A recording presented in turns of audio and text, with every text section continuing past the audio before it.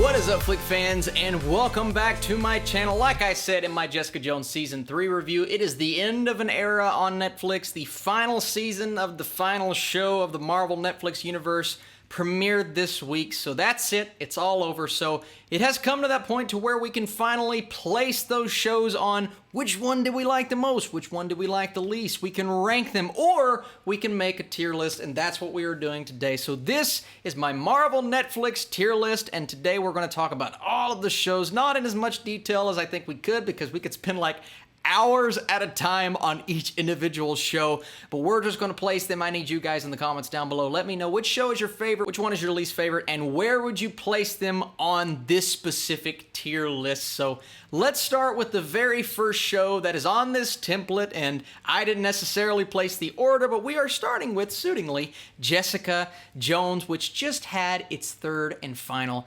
season. And I found Jessica Jones to be a great show in the first season. The first season for me was awesome. I loved David Tennant as Kilgrave. I think he is still, to this day, one of the best villains Marvel in general has ever had. He is so good as an actor, but how that character was written and the part that he played in ruining her life and continuing to haunt her throughout her life until what happened at the end of season 1. By the way, spoilers! Just putting up the spoiler tag just in case I'm going to spoil some things. I will not spoil season 3 of Jessica Jones because it's so recent, but I will spoil elements about the other shows, even though I'm not going to dive too deep. But what Kilgrave did to Jessica Jones was fantastic, and I think the show in itself in season 1 was good. Season 2 took a bit of a dip for me. Season 3, while it came back a little bit, it still wasn't. They're going to struggle getting through those first few episodes because it is a very slow start to season 3. And because of that, I think Jessica Jones is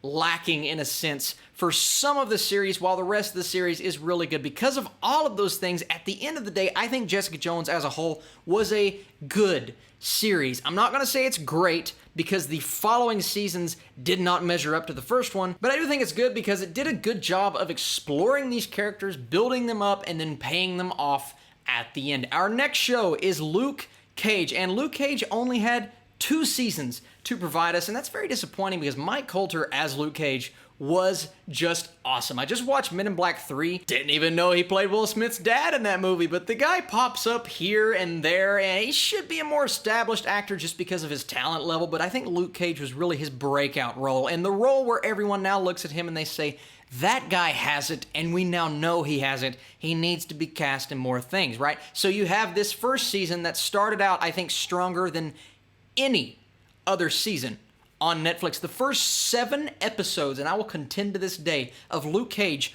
is my favorite grouping of episodes of any of the Marvel Netflix shows. In my opinion, better than Daredevil, like whatever 5 or 6 episodes you choose of that, better than Punisher. They're awesome. And I think the big reason for that is Mahershala Ali's villain in those first 7 episodes is incredible. Kilgrave was an amazing villain. His villain is possibly my favorite out of all of them. Over Kingpin, over Kilgrave. All 3 of those are probably, they're like the OG 3, they're the OG trio. But he is just so good in this role, and they're great. It establishes this crime boss feel to the entire thing, and Luke Cage is just a BA character. And then when Mahershala Ali leaves that season, it didn't go downhill because I still thought the first season was good as a whole, but it significantly dropped off. And then in season 2, it just wasn't as good as season 1, right? You had those amazing 7 episodes that could have put this show on the awesome tier if it would have kept that level of quality, but it just did not. Because of that, I still think Luke Cage is a good show, right? Because you have the thematic elements that are great for a story like this, the layers to the characters. I think the writing in the first season of Luke Cage was fantastic. The second season isn't bad, but the quality level was not there, and Netflix just did not market the second season of this, the third season of Jessica Jones. Really, the third season of Daredevil, and the third season of Daredevil is amazing. It was just an odd thing by Netflix to do because you have 2 good shows, in my opinion, in Jessica Jones and Luke Cage. Next up, we're actually going to skip the Defenders. I'm going to leave that until the end because that's kind of the amalgamation of all of these shows. I'm going to go Iron Fist next, and I'm going to go ahead and place this on the meh tier and tell you guys this is my least favorite show, right? Season 2 was better than Season 1. Season 1 was so lackluster, and you have this character in Iron Fist who he was my least favorite character out of all of the Defenders because I am the immortal Iron Fist. I am this awesome guy. I'm going to do the things. I'm going to come into this situation. I'm going to be... They just didn't work for me, right? He's such a headstrong character, and he believes in himself, yes, but he's a bit arrogant about it, and he carries over that arrogance into the Defenders, and he annoyed me in that series as well, right? He's not a bad character. Iron Fist is cool, but this is one of those, not necessarily the casting decisions, this is one of those characters that could have been fleshed out a bit better, could have been written better, and I do believe Season 2 of Iron Fist was better than Season 1, and it did bring the character up a notch. It could have been in the bad category because I just didn't like Season 1 of Iron Fist, right? But Season 2 was better, and this character was starting to show potential till it got canceled, and yeah, no more Iron Fist. Sorry, buddy. Next up, we're going to talk about The Punisher. And The Punisher is a show that a lot of people were divisive on Season 2. Season 1, I think most people liked, even though the critic scores still aren't all there for this show. I loved Season 1. I thought it was great.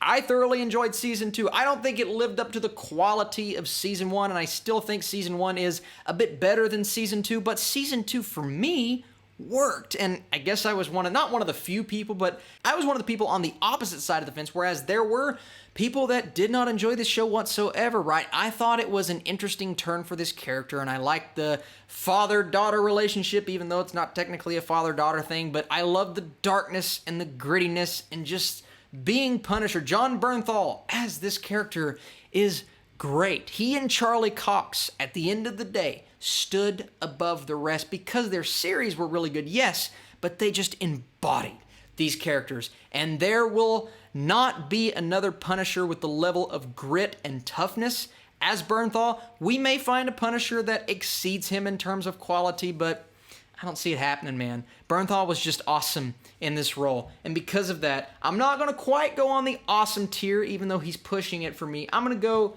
the great tier. And clearly, this is a show that I think is better than the other 3 shows that we've talked about so far. And the final individual show out of the Marvel Netflix shows is Daredevil. And this is kind of the OG. This is the standard. Yes, he was the first one, and that shouldn't be why we love him more than the others. It has to do with quality and consistency of the seasons. I love Season 2. I did think it fell off a bit at the end of the season, but I still overall I really love it. That's the weakest season, right? Season 1, Season 3, they're amazing. Season 3 is one of the best seasons of television I've seen in quite some time. I think the fight scenes, the care for this character, it just far exceeded some of the other shows in this universe, and I just feel like the writing was significantly better. The directing was amazing. The one takes, it felt like there was a one take in every, there was a one take in every season that worked for me, but the one in Season 3, the prison breakout, is still one of the standout scenes from last year. TVs, movies, everything. I just saw something, the Emmys posted this, I believe. I believe it was stunt work or choreography, something. It can't get a nomination for that scene because the scene is like 11 minutes long and they only accept something that's like 3 to 5 minutes long. Nope. It's one of the best and one of the coolest fight scenes of last year. It's incredible. That's something that maybe you don't make an exception for, but it kind of pisses me off that it's not going to get recognition in its what is now the final season of Daredevil. And when we saw Daredevil get canceled, that's when we all kind of knew, okay, if Daredevil's getting canceled, then see you later, Luke Cage, bye-bye Iron Fist, all of these things. I mean, I think they got canceled before that, but we knew Jessica Jones and Punisher, they were in massive trouble, right? And it's sad because Charlie Cox really did embody this character, and I do think they harken back to the comic books so much. They were building up a great character, and Bullseye Kingpin was just amazing in this show. Everything worked for me. There wasn't one weak link except for maybe the end of Season 2. Otherwise, guys, I think Daredevil is awesome. It goes on the awesome tier. I mean, it's truly an amazing show, one of the best comic book shows of all time, and this is the one. This and Punisher are the 2 that I look at and I say, this is really sad that we're not going to get another season of this greatness, of this Defenders universe. Speaking of the Defenders, that's the final show we have to talk about today. And this is a show that I was very excited for going in. You cast Sigourney Weaver as the big villain. You have Elektra Nachos coming in from Daredevil Season 2. You have all of these elements coming in together.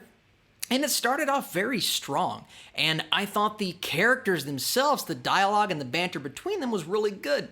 The show starts to fall off the farther you get into the season because the plot is not as compelling as the characters are, right? Sometimes in movies you have great actors, weak characters, but because the actors are so good, they exceed the script.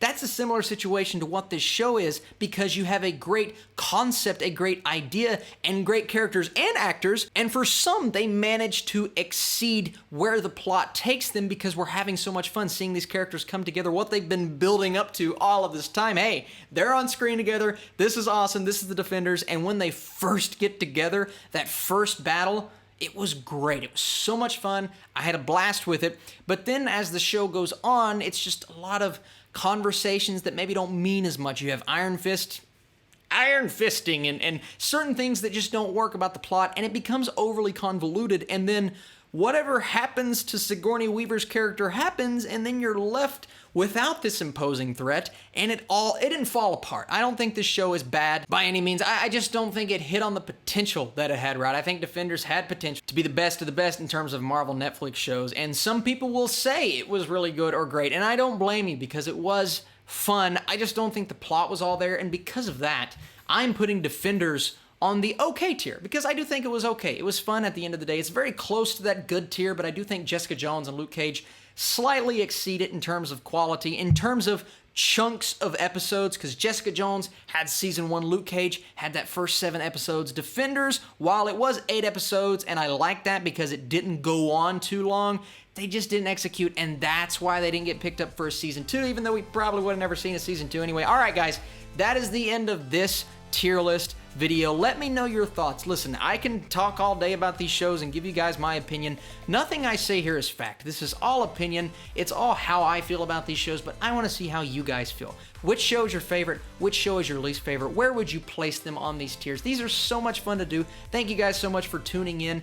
Later on today, possibly another review. If not today, then tomorrow morning. I've been watching, binging, reviewing things all weekend. You guys can check all of those videos out on my channel, and I'll be back very soon with another video.